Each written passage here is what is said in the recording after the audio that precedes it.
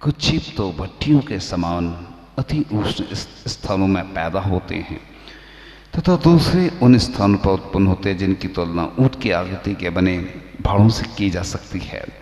नरकों की सब जन्मभूमियाँ दुष्प्रेक्ष्य महाभयानक हैं और भयंकर हैं। ये सब जन्मभूमियाँ कस्तूरी से अनंत गुणे काले अंधकार से व्याप्त हैं। उन पृथ्वियों में पिनार की मधुमक्खियों के छत्ते के समान लटकते हुए घनित स्थानों में नीचे की ओर मुख करके पैदा होते हैं। ये विकलांग, हुंडक, संस्थानी, नपुंसक, दुर्गंधित, दुस्वर, दुस्पर्श, दुर्भग, कृष्ण और रुक्ष होते हैं। इनके शरीर में कड़वी तुम्बी और कांजीर के समान रस उत्पन्न होता है।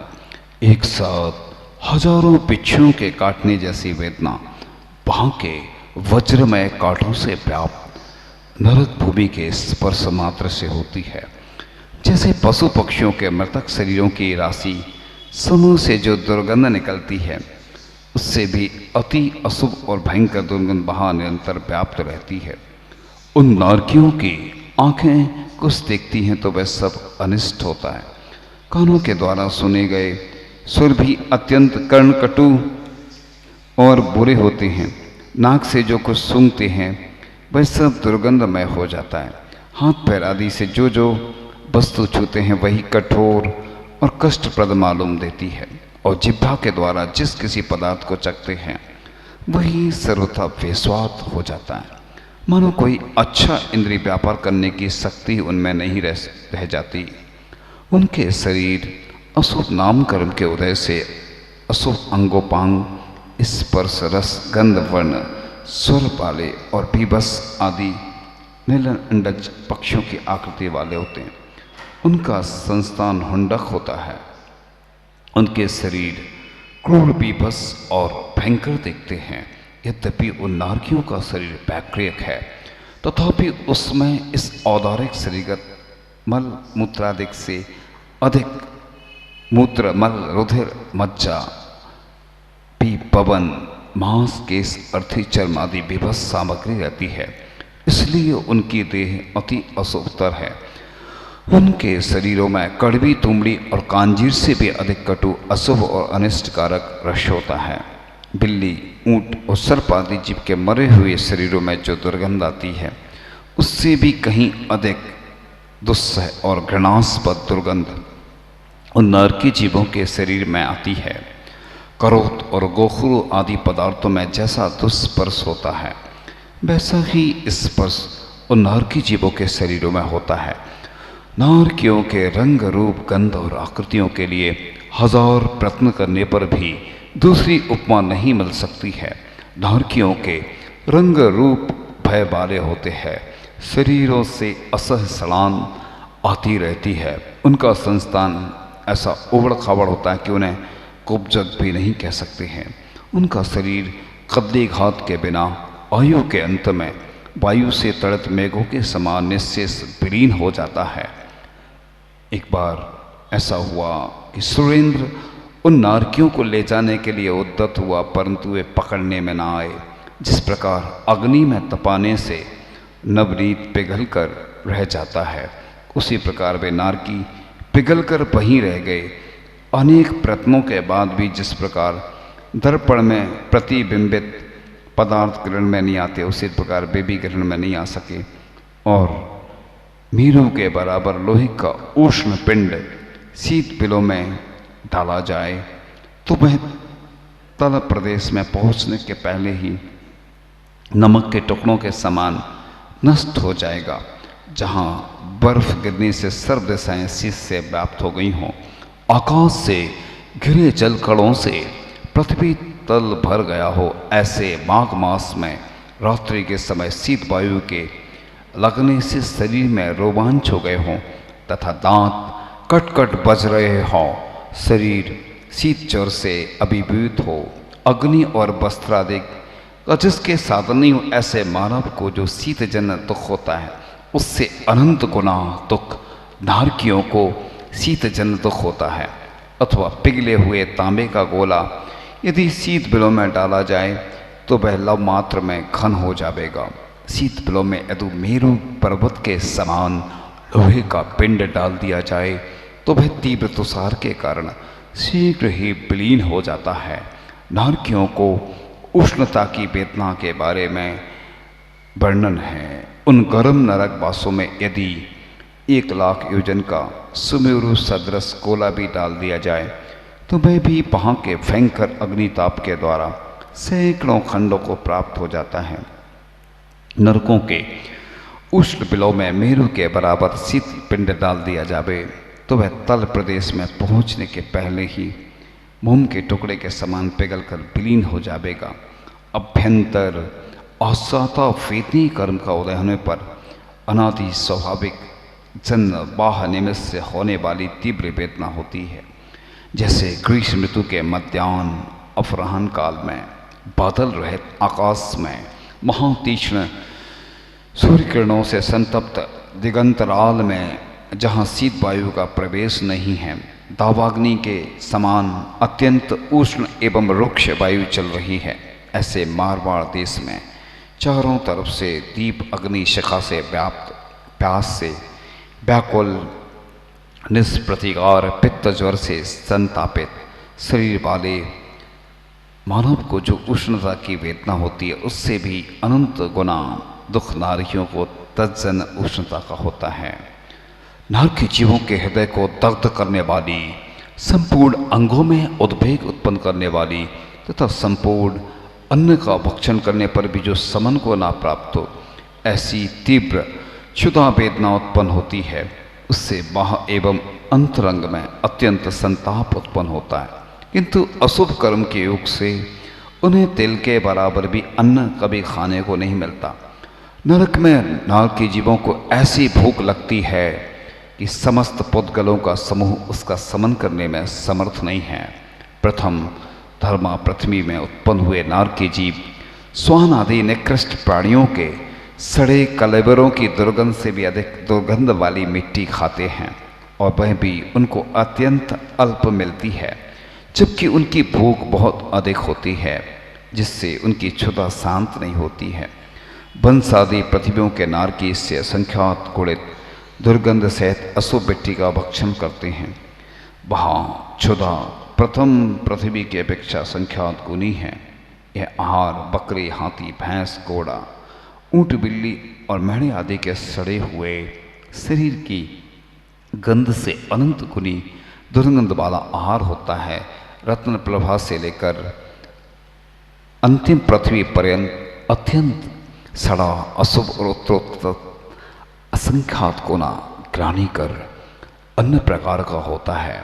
आहार की गंध धर्मा पृथ्वी में जो आहार है उसकी गंध से यहाँ पर एक कोष के भीतर स्थित जीव मर सकते हैं। इसके आगे द्वितीय आदि पृथ्वियों में इसकी घातक शक्ति आधा आधा कोष और भी बढ़ती गई है, अर्थात 7वें नरक की मिट्टी से 4 कोष तक के जीव मर सकते हैं। प्रथम पृथ्वी के प्रथम पटल की मिट्टी से यहाँ के आधा कोष के जीव इसकी दुर्गंध से मर जाएंगे।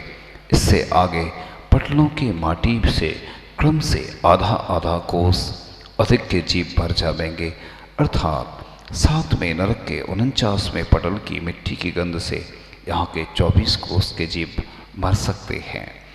नरकों में तृष्णा बड़वाग्नि के समान इतनी उत्कृष्ट होती है कि समस्त समुद्रों का जल भी पी ले तो नहीं मिटती है।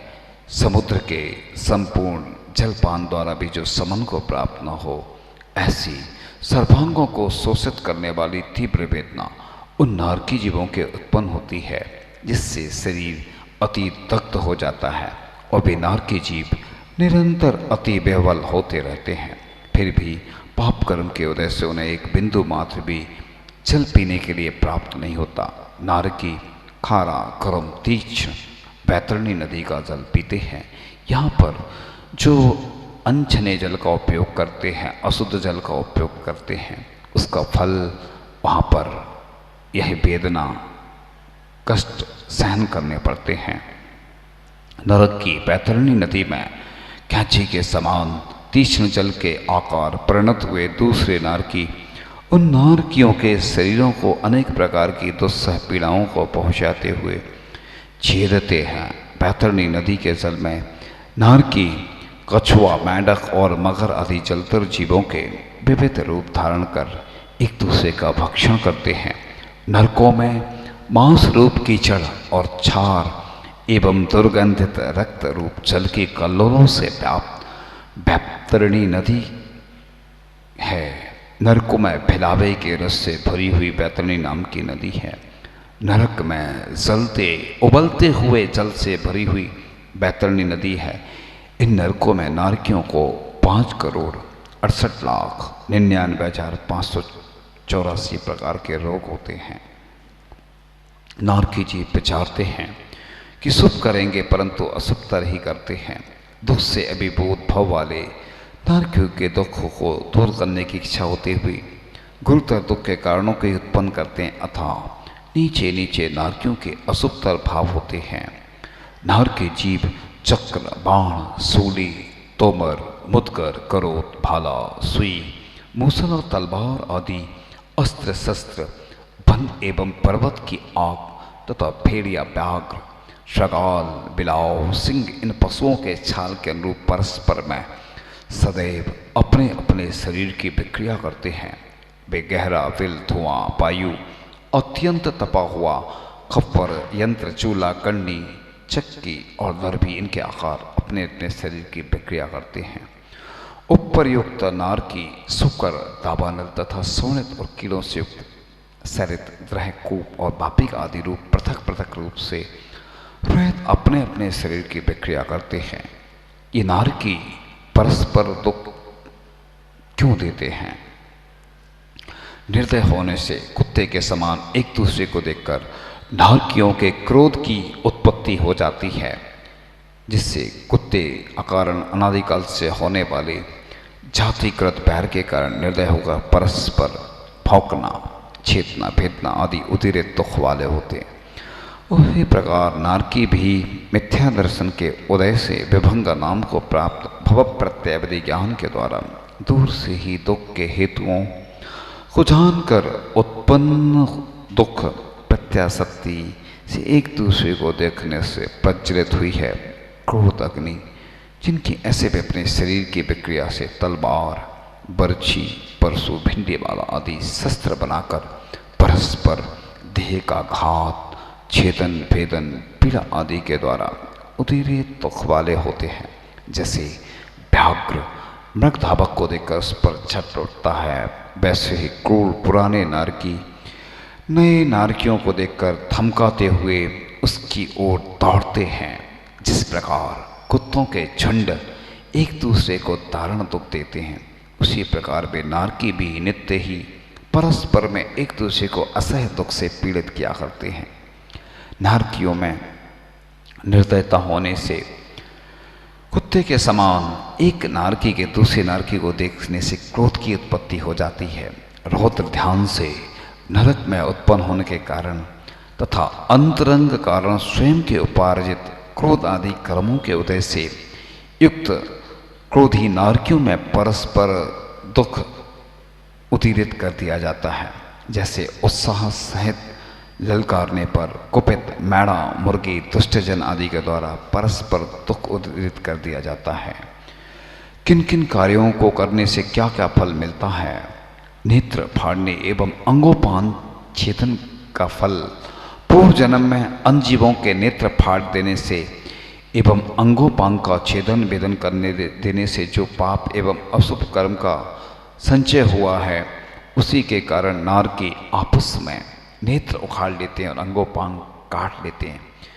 बुरे विचार का फल अन्य जीवों के प्रति बुरे चिंतन आदि से चित्त में जो विकार उत्पन्न होता है, उस पापोदय के फल स्वरूप कोई नार की क्रोधित होते हुए बलपूर्वक पेट विदीर्ण कर देते हैं और कोई यंत्र आदिकों में पीस देते हैं। सप्त व्यसन सेवल से नरकों में यह फल मिलता है। मद्यपान का फल मद्य आदि अनेक प्रकार के अपेय पदार्थों को पीने से जो पाप संचय हुआ था, उससे ये नारकी जीव संडासी से मुख फाड़कर बलपूर्वक उसमें जलता उबलता हुआ ताम्ररस डाल देते हैं। मांस भक्षण का फल, मांस भक्षी को नरक में उनके मांस को अन्नार की सूल मांस पकाने का कांच से मांस पकाकर खाते हैं। जो पूर्व भव में मांस भक्षण के प्रेमी थे, उनके शरीर के मांस को काटकर उसे नार की रक्त से भीगे हुए उन्हें मांस खंडों को उन्हीं के मुख में डालते हैं। और सप्त व्यसन का फल, सप्त व्यसन के सेवन से उत्पन्न पाप के उदय से नरक में उन नारकी जीवों के कोई नारकी भयंकर दुख देने के लिए तीक्ष्ण सूल के अग्रभाग पर चढ़ा देते हैं, और कोई दुष्ट आक्रदन करते हुए जीवों के संपूर्ण शरीर को जबरन साकल द्वारा खंबे से बांधकर करों से चीरते हैं। जीवों के छेदन भेदन का फल, छेदन भेदन करने के फलस्वरूप नारकी जीवों के शरीरों के कैंची द्वारा छोटे छोटे टुकड़े करके यंत्रों में पेलते हैं और पत्थर की चक्की द्वारा उन्हें पीसते हैं, हांडियों में पकाते हैं, हड्डियों को चूड़ कर देते हैं, परस्पर मारते हैं।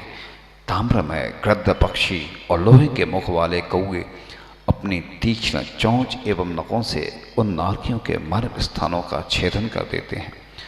अनछले जल से स्नान एवं अनछने जल का उपयोग करने का फल नित्य ही आगालित बिना छना एवं अप्रमाण जल से स्नान करने के कारण जो पाप उत्पन्न हुए वे उन्हीं के फलस्वरूप कोई जीव बैतरणी नदी की कल्लोल मालाओं के बीच आकुली भाव को प्राप्त होते हैं, कोई अन्नार के द्वारा उसमें डुबोए जाते हैं।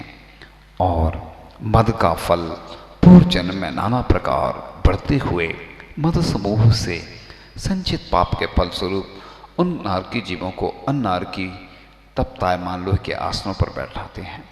बैर विरोध रखने का फल, कोई कोई नारकी पूर्व भव के बैर का स्मरण करके और बार बार भर्त्सनायुक्त खोटे वाक्यों द्वारा उस बैर भाव को कहकर क्रोधित होते हुए रणांगन में स्थित होकर अपने शरीर की अप्रत्यक्ष क्रिया से उत्पन्न हुए नाना प्रकार के तीक्ष्ण शस्त्र समूह के द्वारा उनके संपूर्ण शरीर को छेद देते हैं तथा क्रोधित होते हुए परस्पर एक दूसरे को मारते हैं। जिनवाणी के ज्ञान ते सूझे लो कालो, सो वाणी मस्तकन वो सदा दे तू दो। हे जिनवाणी भारती माँ तो ही जपो दिन रैन, जो तेरी शरणांग है सो पावे सुख चैन। देव बजो अरिहंत को गुरु सेवा नरगंत, दया धर्म पालो सदा यही मोक्ष का पंथ।